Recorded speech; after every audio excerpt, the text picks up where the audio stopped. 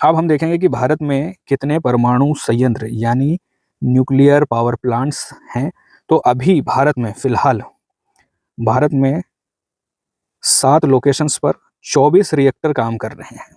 भारत में फिलहाल वर्तमान में 7 लोकेशंस पर 24 रिएक्टर और जिनकी कैपेसिटी है 8.78 गीगावाट, मतलब लगभग 8,780 मेगावाट की कैपेसिटी है इनके पास। पहला है तारापुर परमाणु विद्युत केंद्र। Tarapur atomic power station Palghar जिला महाराष्ट्र में है। भारत में सबसे पहले ये बना हुआ यह परमाणु संयंत्र है। 4 रिएक्टर है यहाँ पर और टोटल कैपेसिटी है लगभग 1400 मेगावाट की। तारापुर परमाणु विद्युत केंद्र पालघर जिला 1400 मेगावाट की कैपेसिटी और यूएस की सहायता से ये बना था।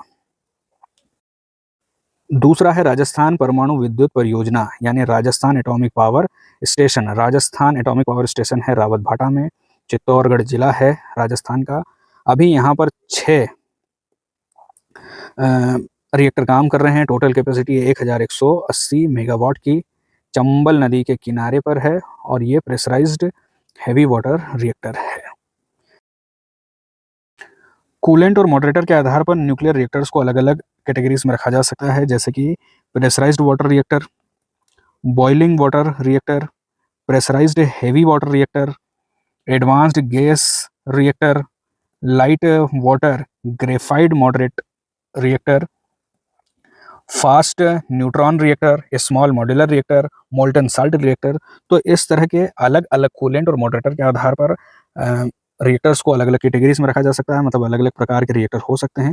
इनके बारे में हम कभी डिटेल से एक वीडियो में सभी के कैसे कैसे फंक्शंस हैं, सभी कैसे काम करते हैं, इनके बारे में हम डिटेल से देखेंगे। लेकिन आज हम ये समझ लेते हैं कि राजस्थान एटॉमिक पावर स्टेशन जो कि रावतभाटा में है वो प्रेशराइज्ड हेवी वाटर रिएक्टर है।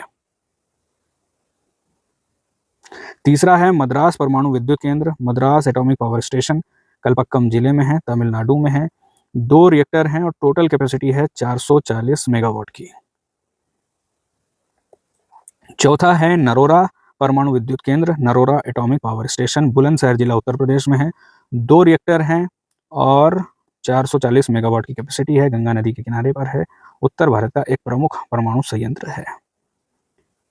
5वां रिएक्टर है काकरापारा परमाणु विद्युत केंद्र। काकरापारा एटॉमिक पावर स्टेशन सूरत जिले में है, गुजरात में, और यहाँ पर 4 यूनिट काम कर रही हैं। टोटल कैपेसिटी 1840 मेगावाट की।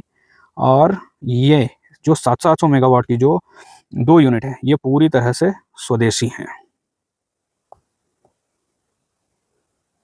कैगा परमाणु विद्युत केंद्र। कैगा परमाणु विद्युत केंद्र है कर्नाटक में, और कर्नाटक में ये 4 यूनिट है और यहाँ पर 880 मेगावाट की कुल कैपेसिटी है और पश्चिम घाट में है, क्योंकि उत्तर कन्नड़ जिले में है कर्नाटक के।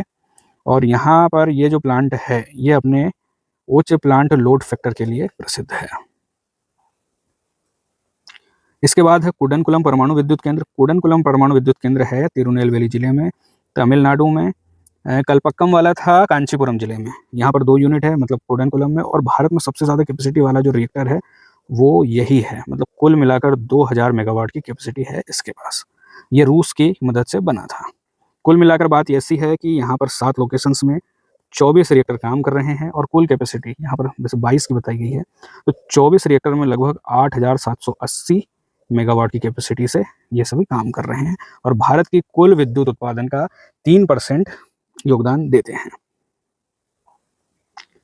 दूसरे फैक्टर्स देखें तो भारत में क्या हो रहा है कि भारत में लगभग हर साल 6 से 8% की बिजली की मांग बढ़ रही है और इसको पूरा करने के लिए परमाणु ऊर्जा महत्वपूर्ण हो सकती है, क्योंकि परमाणु ऊर्जा बनाने के लिए तो आपको जगह कम चाहिए।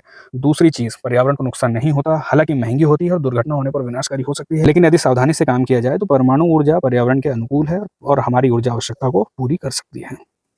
भारत का लक्ष्य है कि 2047 तक 10,000 मेगावाट विद्युत क्षमता को स्थापित करना है। इसके लिए पैसे चाहिए और पैसे चाहिए तो इसके लिए निवेश को लाना जरूरी है। वर्तमान क्षमता है लगभग 8,000 मेगावाट की, 8 से 9,000 मेगावाट की। 2031-32 तक हमारा लक्ष्य है कि हमें 22,480 मेगावाट परमाणु ऊर्जा से बिजली का उत्पादन करना है। 18 नए रिएक्टर जोड़ना है और इसके लिए आपको पूंजी चाहिए और पूंजी आएगी निवेश से। 2033 तक भारत में ऊर्जा बुनियादी अवसंरचना यानी फैसिलिटीज़ को डेवलप करने के लिए स्मॉल मॉड्यूलर रिएक्टर्स के लिए 20,000 करोड़ रुपए आवंटित किए हैं। हालाँकि बहुत कम रकम है, लेकिन फिर भी इस दिशा में काम हो रहा है।